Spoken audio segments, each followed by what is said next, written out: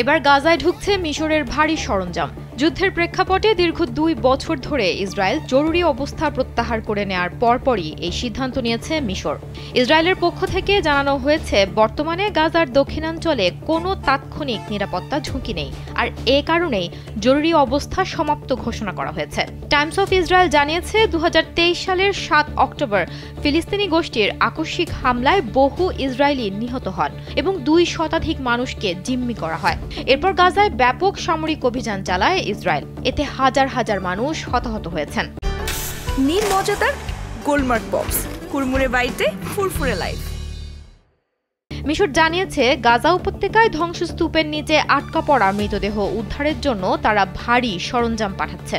Cairo বলছে, আন্তর্জাতিক আহ্বান এবং মানবিক বিবেচনাকে প্রাধান্য দিয়েই তারা এই উদ্ধার সরঞ্জাম সরবরাহ করছে। এদিকে যুক্তরাষ্ট্রের পরিকল্পনার অধীনে গাজায় তুর্কি সশস্ত্র বাহিনীকে ইসরায়েল মেনে নেবে না বলে জানিয়েছেন দেশটির পররাষ্ট্রমন্ত্রী গিডিয়ন সার।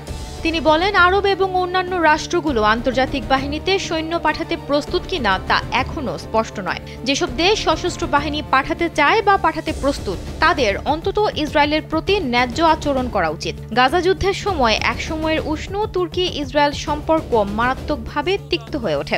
তুরস্কের প্রেসিডেন্ট রিসেপ তাইয়েপ এরদোয়ান ইসরায়েলের হামলার অব্যাহত নিন্দা জানানোর পর এই সম্পর্ক খারাপ হতে শুরু করে। স্যার আরও বলেন, এরদোয়ানের নেতৃত্বে তুরস্ক ইসরায়েলের বিরুদ্ধে প্রতিকূল মনোভাব পোষণ করে। সুতরাং তাদের সশস্ত্র বাহিনীকে গাজা উপত্যকায় প্রবেশ করতে দেয়া ইসরায়েলের পক্ষে সম্ভব নয়।